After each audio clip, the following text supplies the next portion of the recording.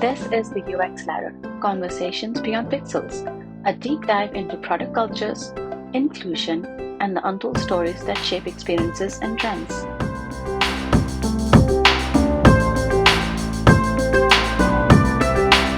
Everyone, meet Denzil J Meyers, a media and entertainment professional whose career journey reads like a masterclass in versatility and curiosity.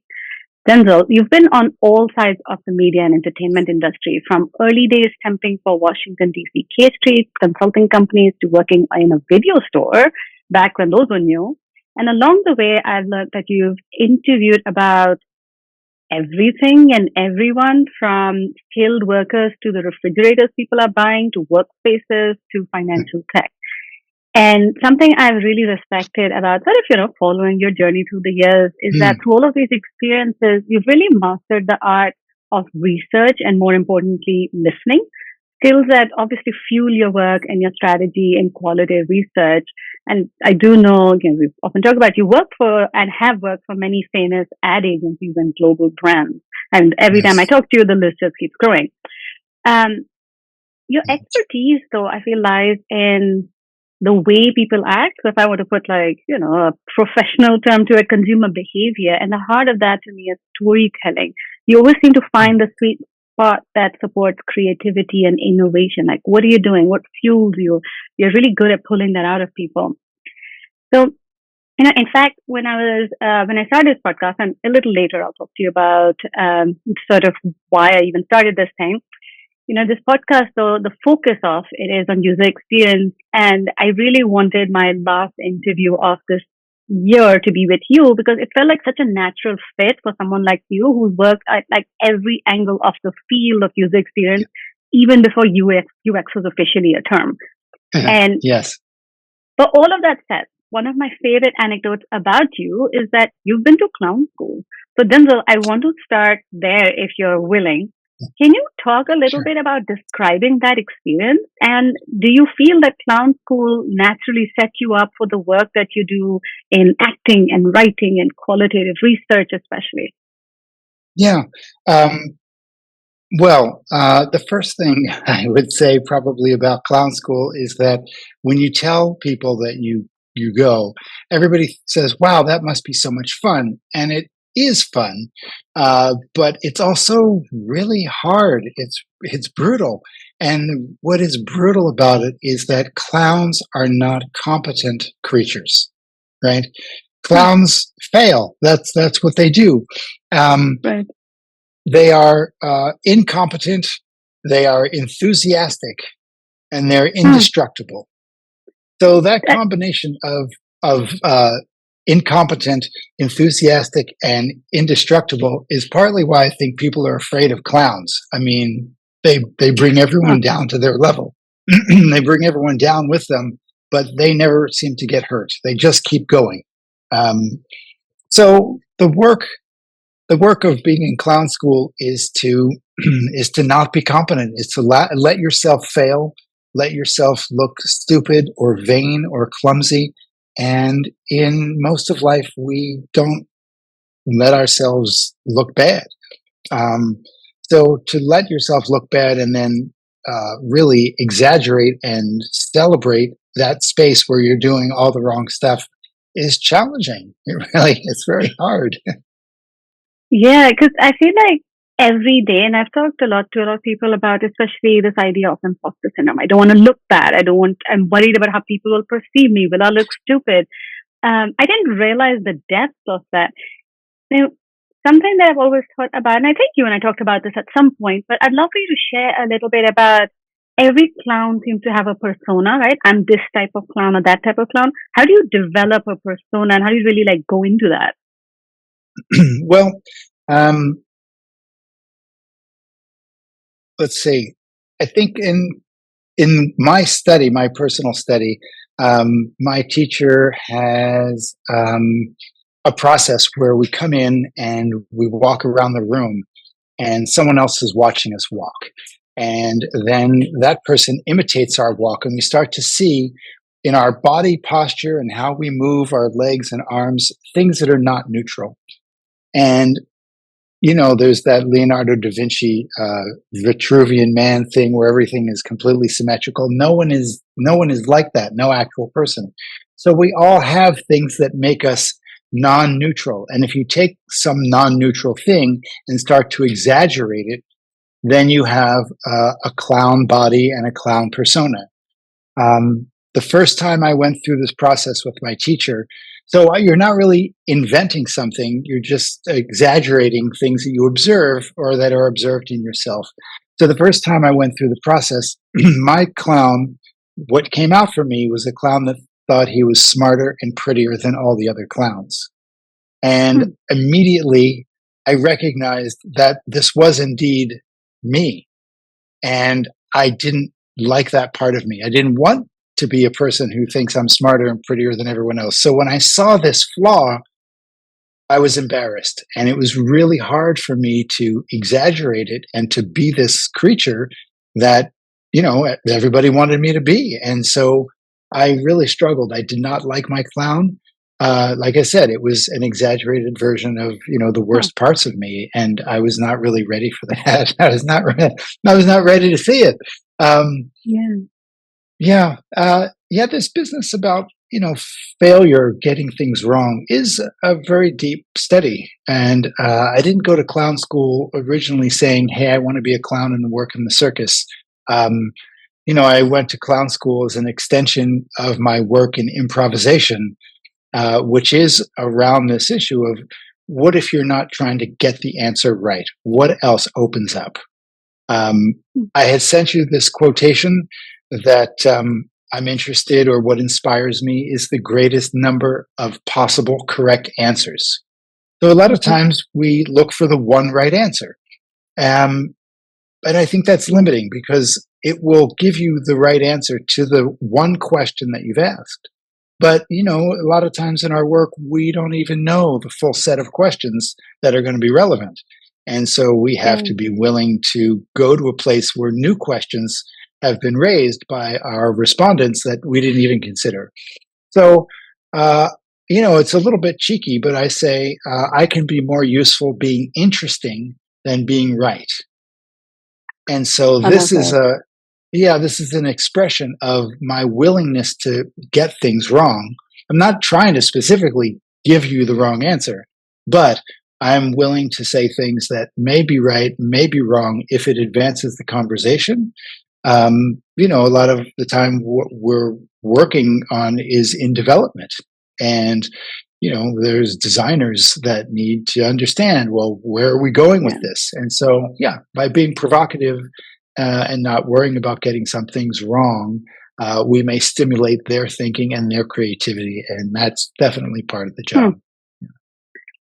I love that thought because when you think about like, oh, I want to do X field, you go to school, you do this, and you go to study what you do. Like if I think about my own path, right? Because I came here as a student, and then I was only allowed by the government to work in what I studied to get a visa. But Right. I love this idea of because it really does feel like clown school has informed not just your life path, but also your career and what you do as a researcher, Yes. actor, writer. And there's just so many ways to educate yourself. And I wish it was more curriculum was open like that because it's not just, hey, study UX to become a UX designer, or Yes. like study acting to become an actor. You come to it from many parts. Yes. But speaking of paths, I want to talk more about your unique path because again, so much in awe of how you are a student of the world. And you're a researcher, you're an actor, you're a writer, amongst other things. But how do you see these three parts, as well as what you've learned, pulling from what we were just talking about, your learnings, which does go into a lot of psychological theory? How do you see Mm. these parts of researcher, actor, and writer being informed from your education in clown school? That's one. And then the second part of this question is, how do you see these parts like sort of diverge and converge in the work that you do? Because you're actively doing all of them. Yes, yeah, it's good to do all of them. It gets confusing sometimes at a cocktail party when somebody innocently says, "Well, what do you do?" And I say, "I'm not sure. I'm not sure how to answer." And then I think I look like a jerk because it's supposed to be an easy question, but um, yeah, I have a lot of answers. Um, Where do they all come together, and how do they inform each other?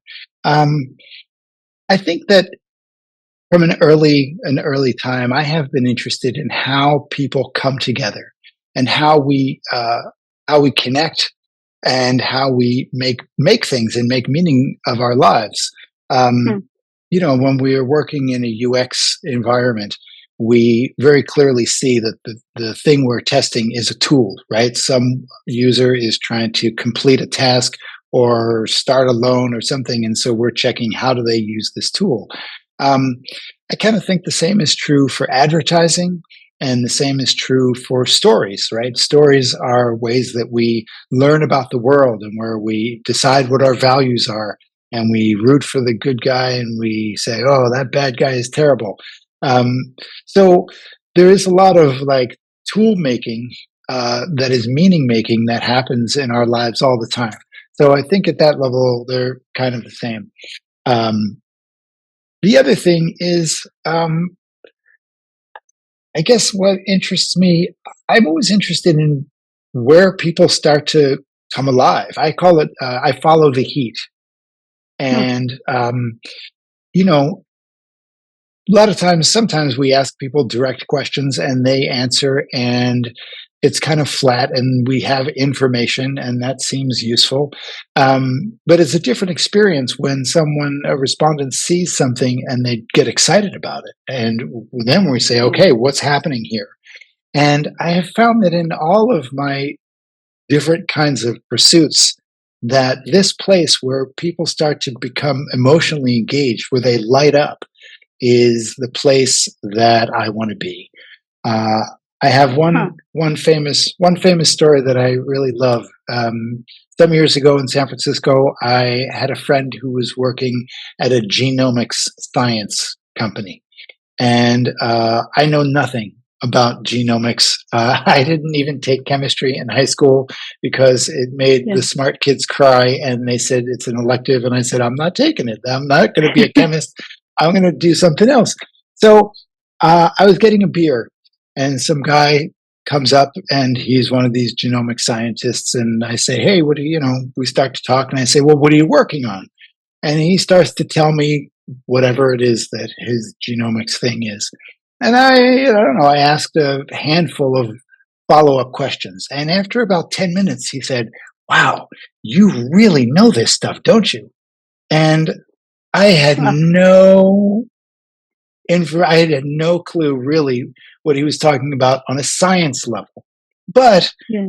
I knew enough of the general parts of the world to ask some good follow-up questions, but also I followed where he got excited, and when I saw that he was really charged up, I just asked more about that.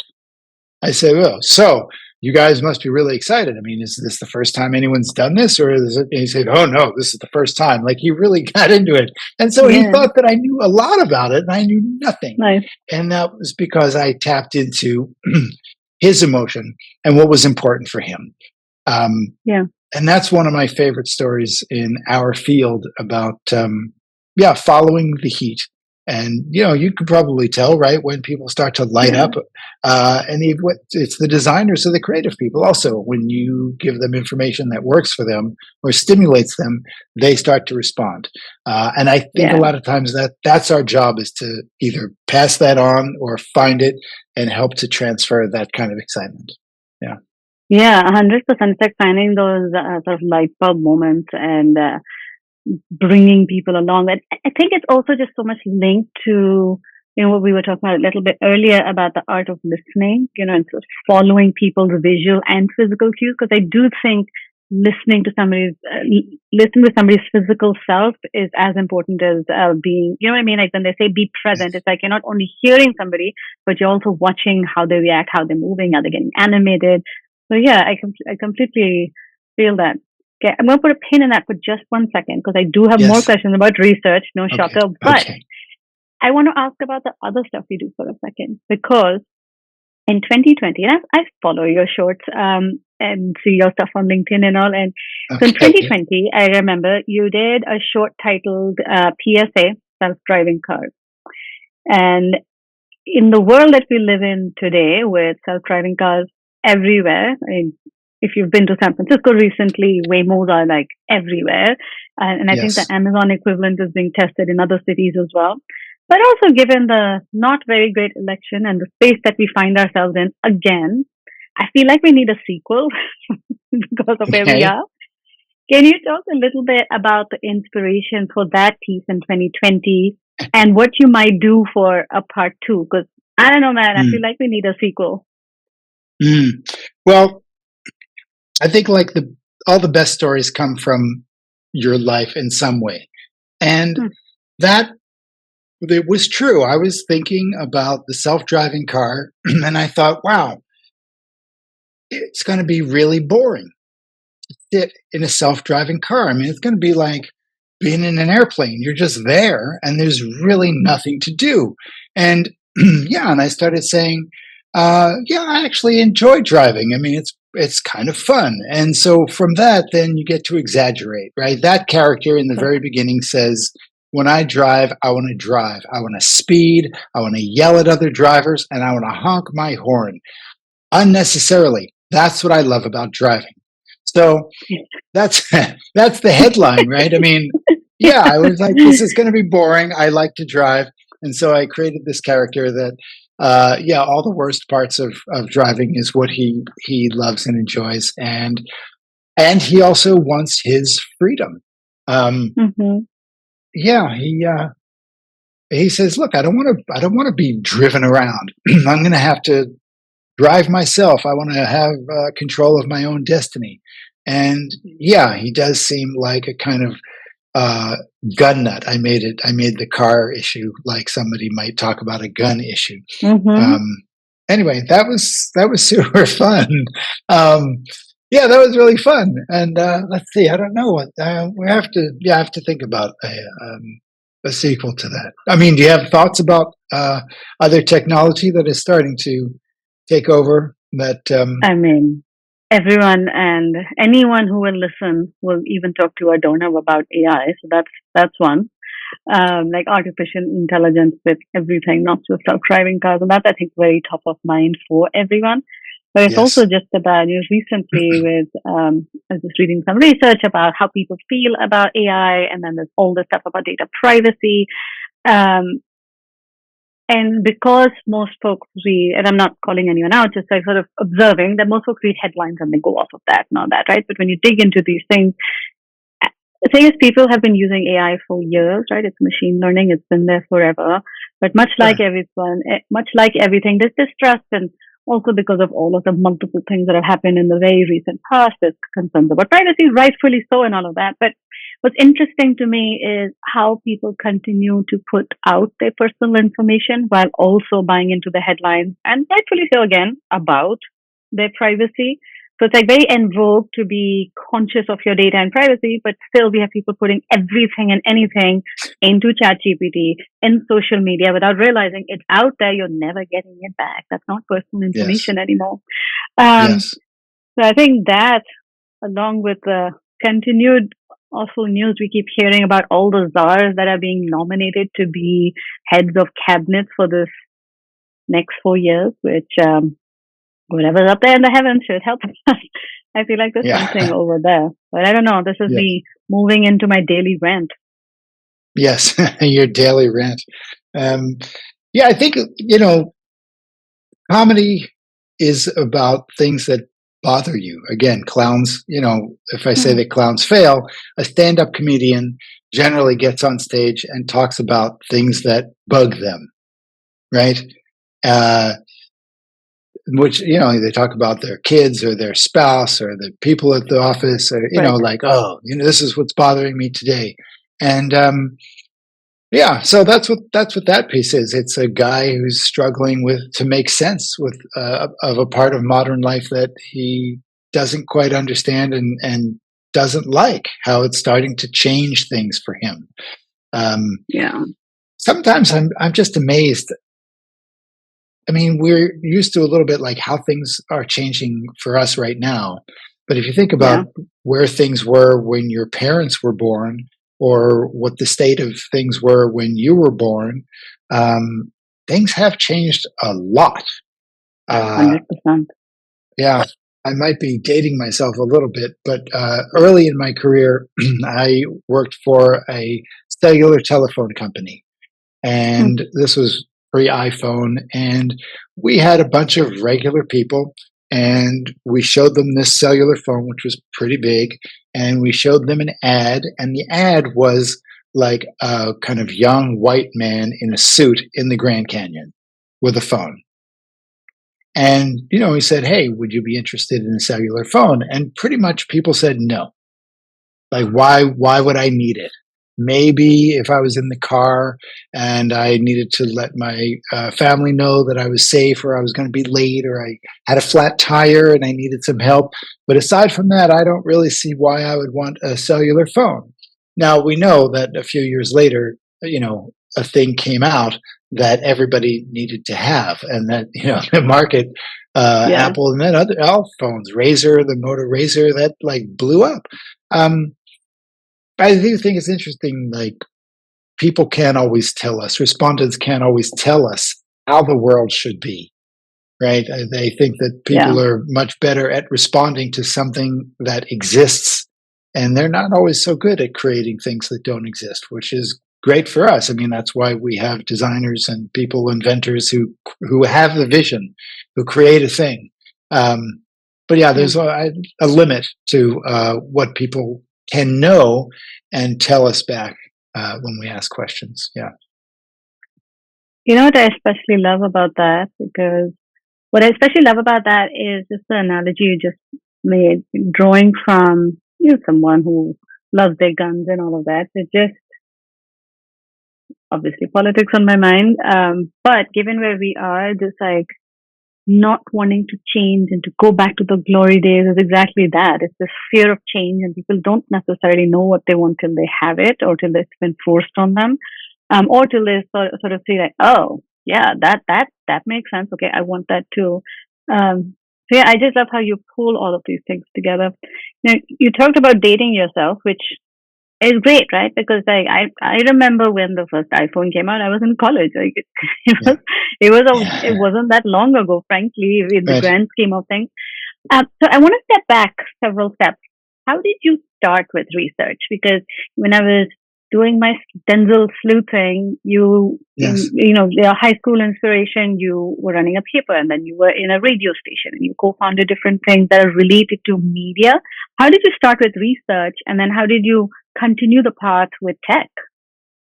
Um, I think I started just by being curious and Hmm. also not accepting the answers that people gave me. Uh, every job I had, even in college, when I had a temp job where I was stuffing envelopes for some company and sending them out as mail, uh, I don't like to follow the way that it's done. I say maybe there's a better way. So for me, I I always like look at the instructions and then want to tear it down and begin again. And some people really don't like that. I've had some employers that upset them, and they wanted me out as quickly as possible. But luckily, other bosses said, "Wow, we can really use this guy. Let's before you fire him, let's move him over into a position where we want him to ask questions and be curious and dig up everything." Um, so I think that's really how I got started. I was curious, and people are fascinating to me. People are weird. We are unpredictable, and yeah, it's just really entertaining. I know I Yeah. referenced one of these jobs I had in college. In Washington D.C. It was for a big K Street law firm, and they said, "Oh, our client is the electric company in Idaho and Oregon, and we are trying to get data to see what the future demand for electricity will be. Here are a list of people that run small apartment buildings. Will you Mhm. call them and ask what kinds of refrigerators and what kinds of washing machines they buy, and if energy efficiency is important to them?" So I immediately laughed. I said, "Really? I'm going to be calling people and saying, 'Is your refrigerator running?'" Like that. That's that old joke. Uh, but yeah, I was this kid. I was like 21 years old, and I'm dialing, probably retired people who run small Yeah, places in the middle of Oregon or Washington or Idaho, and saying, "Hi, I'm calling from Washington D.C. I have some questions about your refrigerators." And everybody's like, "Sure. What do you need to know?" I don't know. I like people. I like people, and yeah, yeah, I just enjoyed that from the very beginning. that's I think awesome. some people would hate that job, but I really enjoyed it. Yeah, and I thought it was I good. What an amazing education to meet all kinds of people from yeah, all different walks of life that I would never have met in any other field. Yeah, yeah, absolutely. Because you get the most unexpected questions that come up, or like when you go off script and because so many interesting things come up, you learn so much.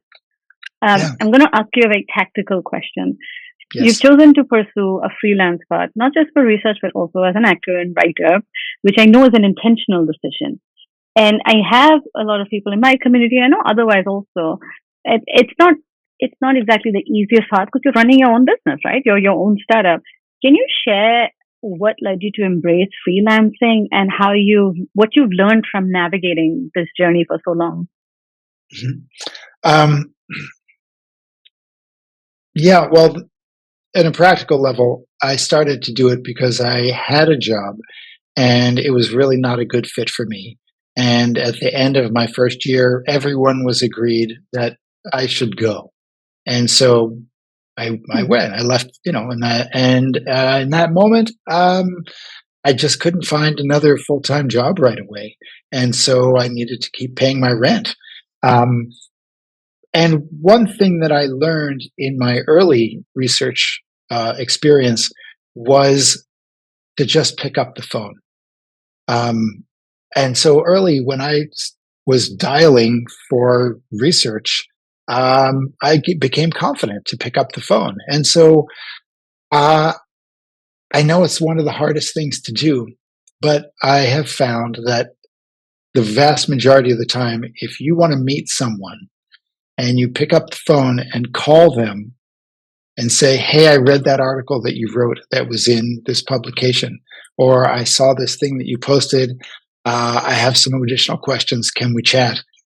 Almost everyone says yes, and Well, uh, and that has opened so many doors for me just by asking. Not everybody says yes, but the majority of people yeah, do, and because it's personal.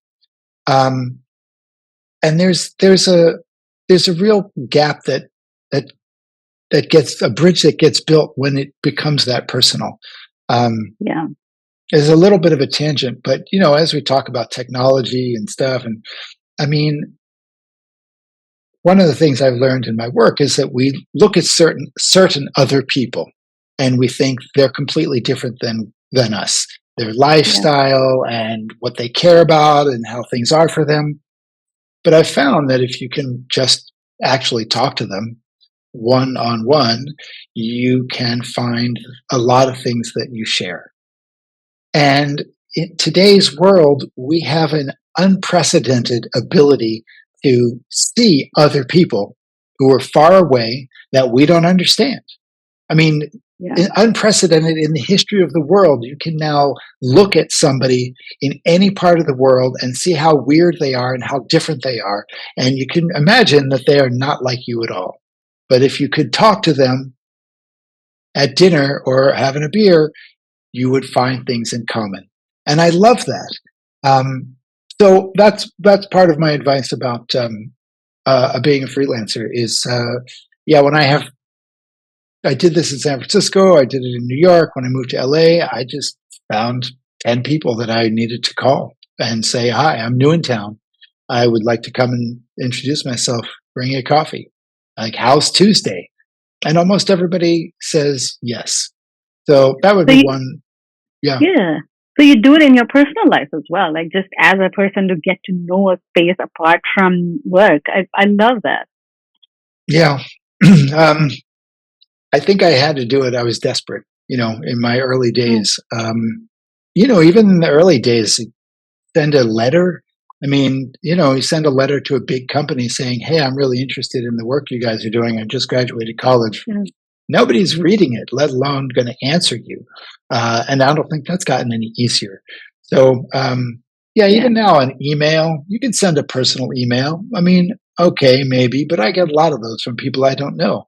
Um, Yeah. yeah, but any person that calls me and says, "Hey, someone referred you," or somebody said, "Oh, I should talk to you because you blah blah blah," I always talk to that person. So You're, that's one you're so lesson that I right. would say, yeah, about the The development of your personal, business. that makes so much sense, right? Because like it's that personal network that makes a huge difference. And I feel like especially when, because I talk to people a lot about big part of this inspiration. I'll talk more about that in a second. But a big part of this started for me when I started thinking about what does it really mean to network and hold the door, focused on anyone who focused on like people who don't look like the majority, right? And Mhm. so much of it is putting yourself out there, which is hard. But you're right, it does really make a difference because I get lots of blind emails and it gets harder to see. Like I have no idea what's even in my Gmail inbox, and then LinkedIn has all of those other folders, and it's impossible to navigate. But trying to Yes. keep an eye on them is something I do. But I also just try and make sure that that I'm engaging or people or like finding mentors or like finding that, hey, you work in this field, I'll take you for coffee. Tell me about it. Yes. Really appreciate that because I do have friends as well as people within my career field vision who want to be freelancing because you do own your own time. Not it doesn't come without pressure, but that's really helpful to learn. Yes. Um, Now, there's one other, if I can add, there's one other part of course. to this practice.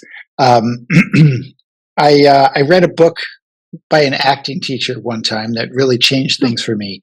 And the book is called "The Actor Takes a Meeting," and hmm, it's not about acting. It's about what to do when somebody calls a producer or an agent or a casting person and says, "Hey, come on in. We want to meet you." And then you come into their office and they say, "Miriam, thanks for coming in. Tell us about yourself." That's generally like all they might say. "Tell us about yourself." Most of the time in that situation, most people fail. And hmm, the reason that you fail is that you let this meeting belong to the other person. And you think, "Oh, this is my prospective employer. They are the higher status person. Uh, they're doing me a favor. So I'm going to come in and behave myself and wait for them to do all the work." This is what the writer was saying. You're actually making them do all the work to take care of you and to carry the meeting and make it their agenda. And so his suggestion was, don't let that other person have to take care of you. Make this your meeting, that you're the one who called it, you're the one who said that you had questions, and that the best thing you can do is to take control and take responsibility for being the person with the agenda. Because the person on the other side, if they saw 10 people today, 10 actors, they had to take care of each one of them. And when I come in and I say, "Hey, how's it going?" Blah, blah, blah, blah, and you start to do some stuff, um, ask questions or make comments or talk about anything, it lets the other person off the hook. And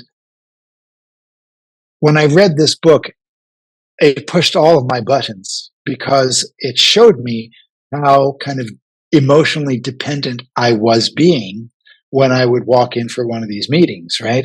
Oh, that's the huh, important person. I'm a small person. That's Steven yeah. Spielberg. I should defer to them at all costs. But no, then that makes them do all the work. And then they think you're small. It's much better to take care of them and not just be confident, but say, "This is this. I'm driving this meeting." Yeah. And at some point in the author's the writer's advice, at some point they said, "Also, you decide when it's over." So you get what you need, and you say, "Hey, you know what? Thanks a lot. This has been really great. I'm going to let you get back to your day," and then you get up to go.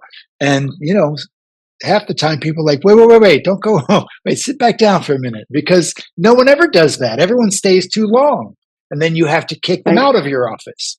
So if someone like, I got what I need, thanks a lot, and they're going to leave on their own, all of a sudden this is a different person than what you're normally used to. So those are two things I think that you can do that that really change how people see you and change that dynamic of what are we doing here? The actor takes a meeting. That's the name of the book. Stephen Book is the author. Yeah. Stephen Book. That's so. I'm still digesting that because there's so many layers to that information. I want to hold on to that thought for a second because Yes. you know, to show up and to not make yourself small, to take up space, I do think is a learned skill as well. And I'll digress for a little bit, but I will come back to this because, you know, the inspiration for this podcast series, whatever, it came about when I was trying to find more diversity in spaces like this, right? And then a lot of it was inspired by exactly what you're talking about. Like, how might we take up more space? How might we share real stories about people who do this work that don't look like the majority, don't sound like the Yeah. majority, and to really think about what it means to be different yet take up space.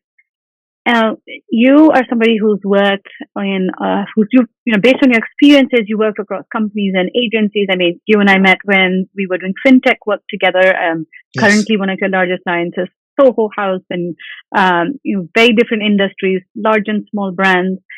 And so, I have two questions for you. But my first question is exactly what you were talking about.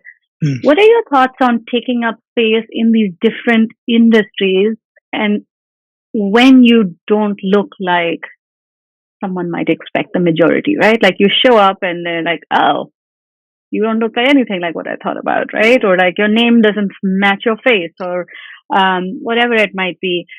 I'd love to pull on that thought of taking up space for what it means to take up space within different industries as someone who's different from the majority.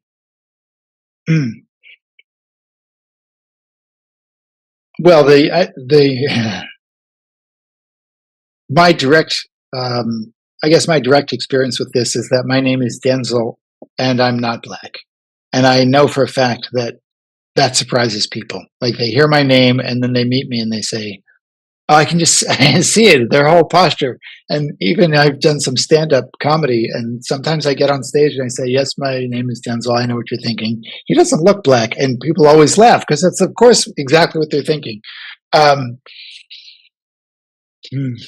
Yeah, what about that? I think part of why we exist, what I tell people about my work is that the people who make things are different than the people who use things, just geographically, right? The people who make things all kind of live near each other in a certain kind of geographic place. And yeah, their users could be different parts of the United States, different ages, different ethnicities, different countries.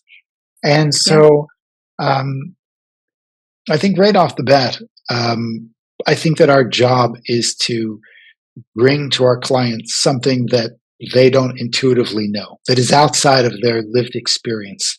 And I think that just gives me confidence right there that, I need to bring them something that they haven't heard before or haven't seen before, or they say, I did have one client say one time, I've heard all of this before, but it's the first time that it's made any sense to me. And I said, okay, there you go. Now we're getting somewhere.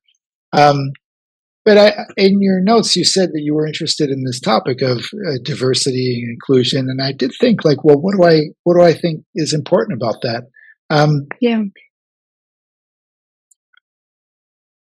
We do make assumptions. I know I was talking about all the things that we think we don't have in common, but we actually do.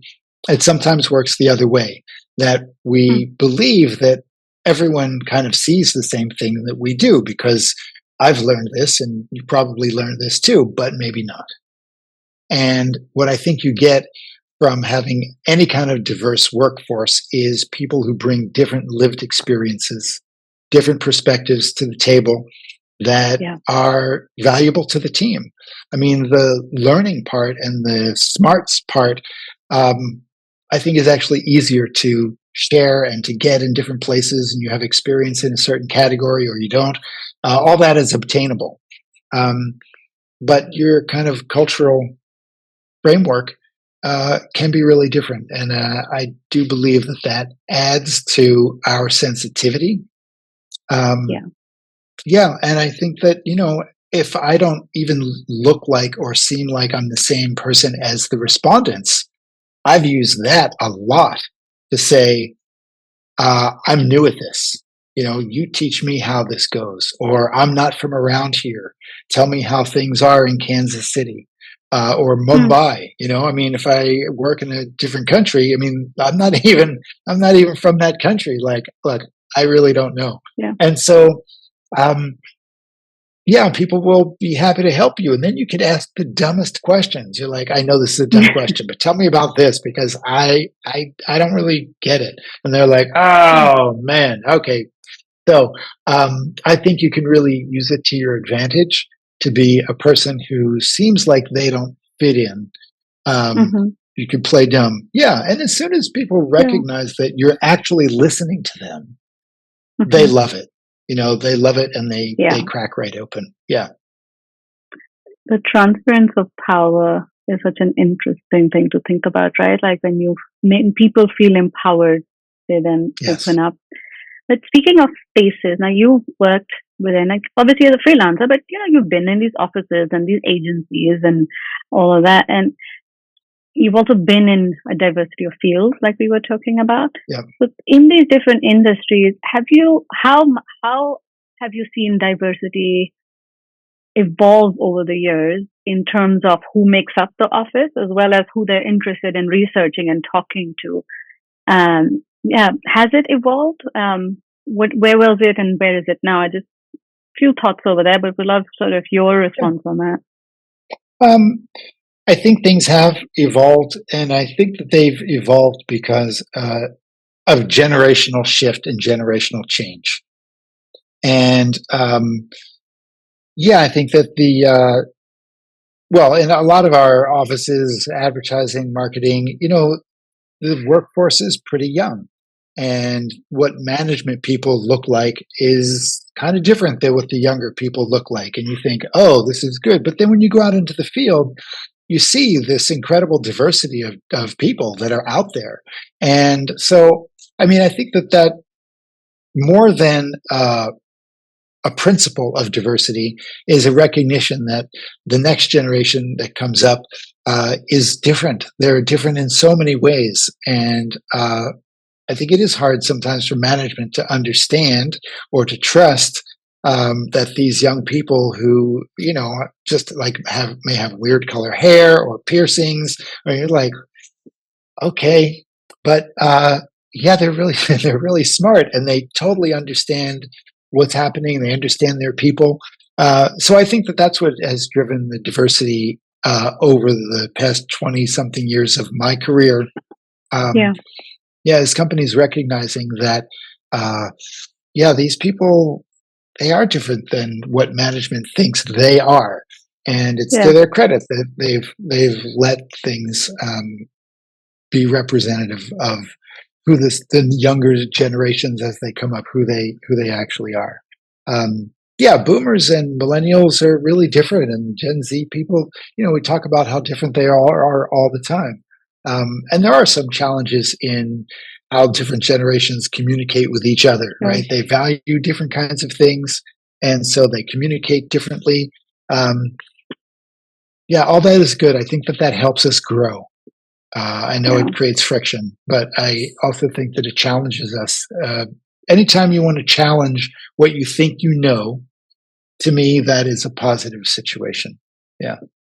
You Um, know what I love yeah. about this response the most? I love many things. So one of the things that's sticking out to me the most is that you're talking about diversity not just in how people look, but in terms of, race and sex and all of that. But you're also talking about how people identify and how Yeah. people talk and where they come from. Because, like, how much money you had growing up and what you feel your personal identity is with, whether it's piercings or different hair or just, like button shirts every day. You're right. All of that Yeah. is part of being diverse. And I love that you think about it in that broad way because it's not necessarily thought about, right? It's so easy to put people in a box Yeah.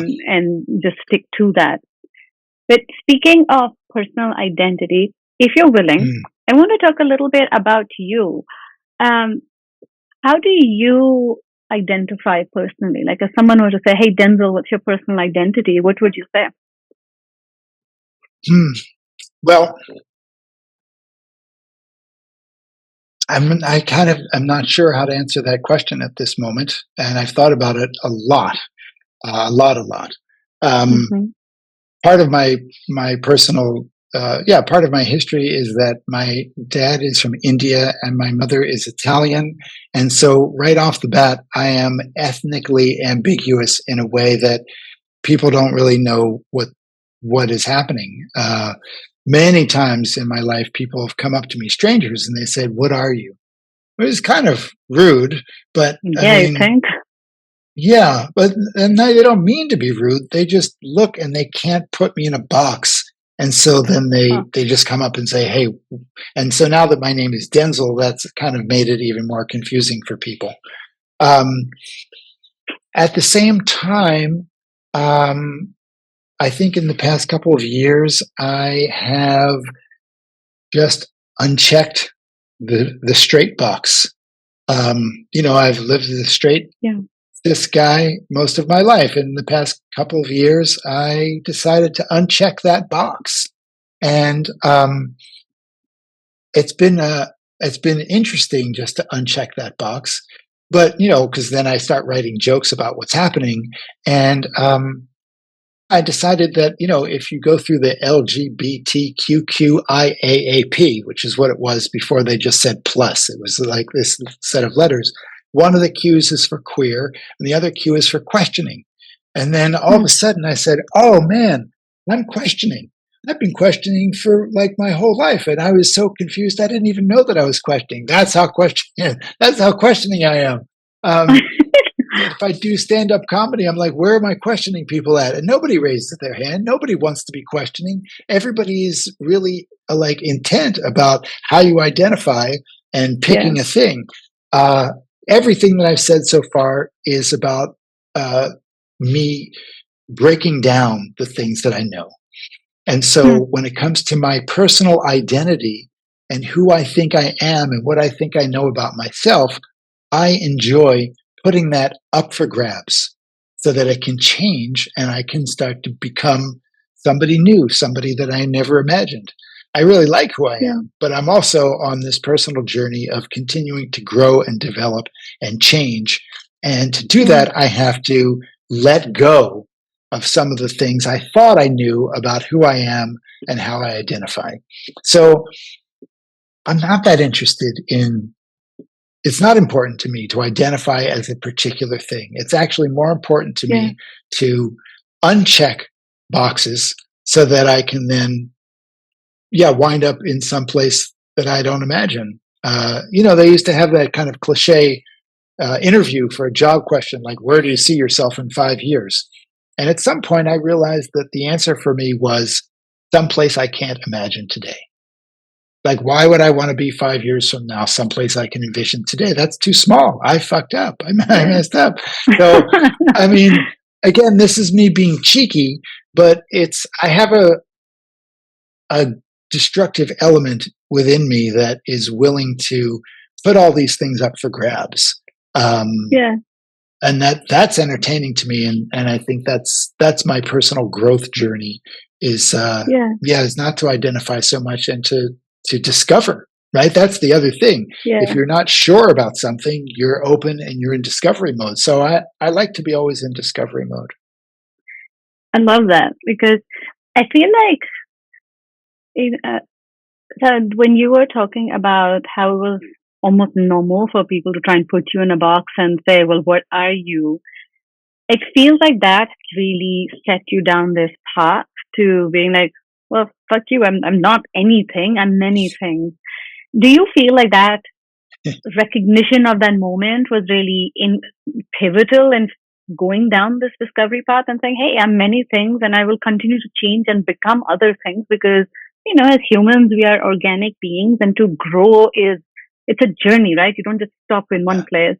And I yeah, think sometimes when we get ourselves into trouble because we forget that we have to keep growing. So do you feel that yes, question for you was sort of a pivotal moment in recognizing, well, this sucks. I'm not anything. I'm many things. yes. I think it was. I think the ethnicity part was a big part of my growing up because I grew up in a mostly Italian Catholic kind of environment, some Irish people, and I didn't fit in there. But with the Mm. Indian people, because my family is Catholic and I'm lighter and, I'm mixed, I didn't really fit in there. So every place I go, I don't quite fit in. And yeah, I think that created a sense, a sensitivity in me, um, and a sense that I was on my own path. So, yeah, that part. Yeah, I think that was big, and I mean, I don't resent it. I Yeah. think some things maybe might have been easier if it was more easy for me to fit in, but yeah, I can kind of blend in a lot of places, but I don't. But no one actually claims me. I think I think I'm Yeah. good. What I got on the positive side is I can operate in all these different environments, right? Yeah. And even the black people who are like, okay, this guy's definitely not black, but his name is Denzel, and then we start talking, they're like, oh, he's okay, and so yeah, Mexican people don't think I'm them. Persian people don't think I'm them. Nobody thinks I'm them. But yeah, yeah, I think that was a really important part of me feeling like, okay, I'm on my own path here. Thank you for sharing. And whenever you're doing stand up in San Francisco, I have to come because I love this whole my name's Denzil. Not like I was Yeah, recently having a conversation with a woman from work because we were talking about naming kids and she has kids, I have kids. And she was talking about how she wanted to make sure that her kids have a name that sort of matches them. And at one point, she almost considered a very Russian sounding name. But I just thought that was fantastic. Like, can you imagine if my parents had given me a name like, I don't know, super Russian sounding, like Boris, whether it's, something that makes me sound completely opposite what I am. And then you call me for an interview and then I enter. I think it would be hilarious. Like, what a way to yeah, break the ice. Um, yeah. and anyway, I digress. But So, I would assume in that case, like if your name was Natasha or Ursula, for example, yeah, I would say, okay, something's going on here. I want to find out where this person is coming from because they're yeah, not. I can't put them in a box. Our mind wants to categorize everything and put it in a box and move on. And there yeah. obviously is a place for that, but you know, obviously sometimes it's good to confuse people. Yeah, 100%. It's so yeah. freeing. And by the way, no joke, but when I was sort of getting my thoughts together in the last couple of days, like, what do I know about Denzel? One of the first things I wrote is that I recognize you as someone who really follows their heart.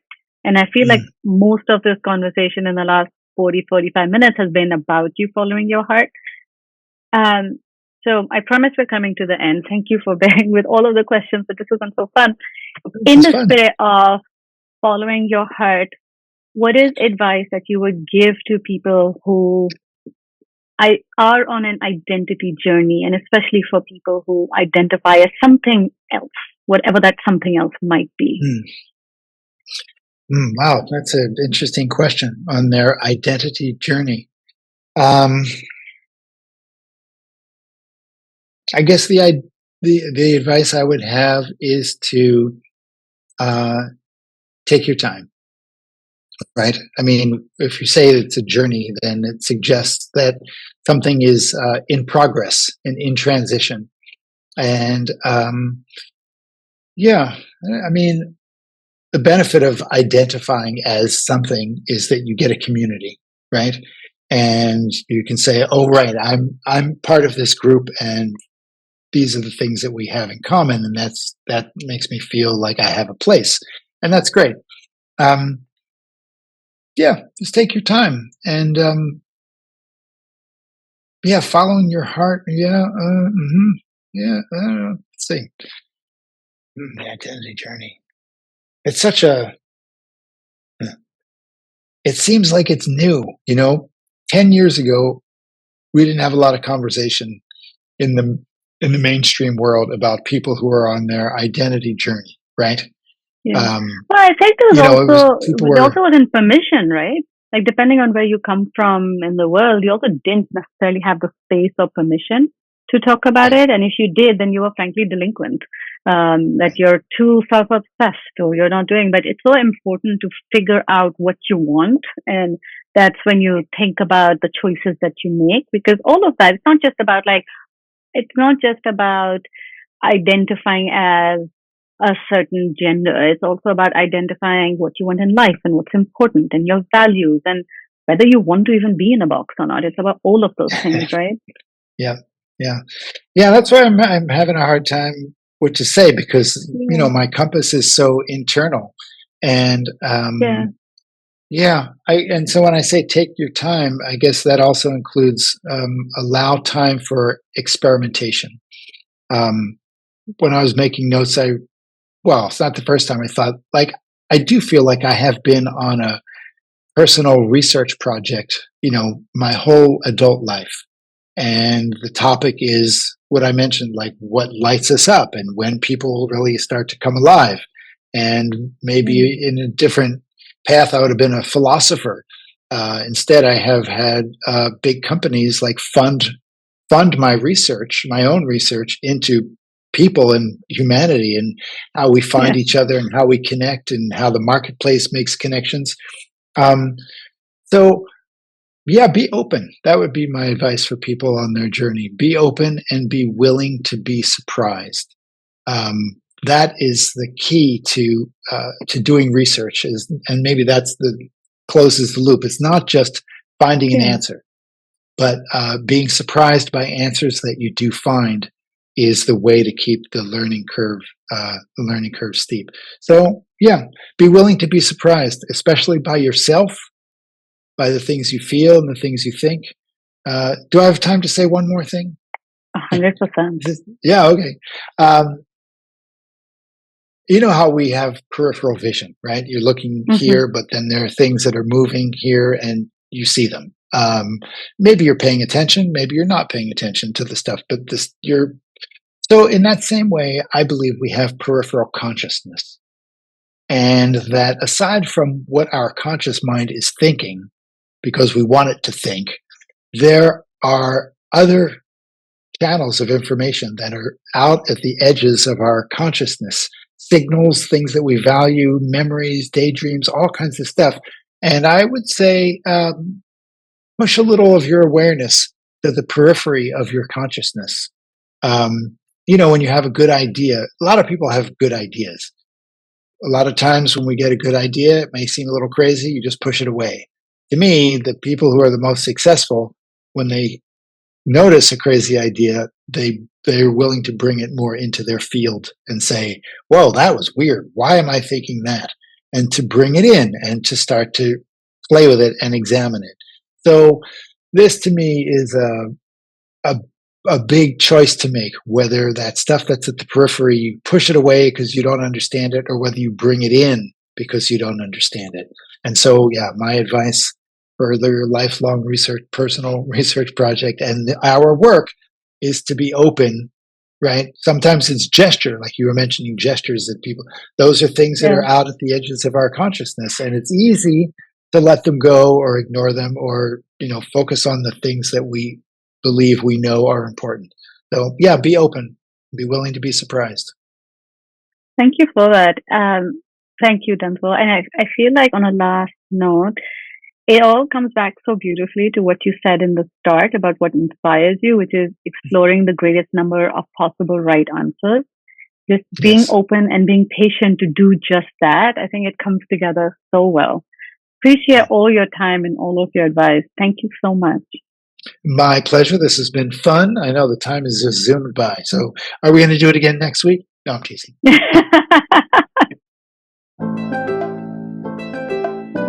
Thanks for listening to the UX Ladder, Conversations Beyond Pixels, created by Mariam Khan, music by Ben Ewing.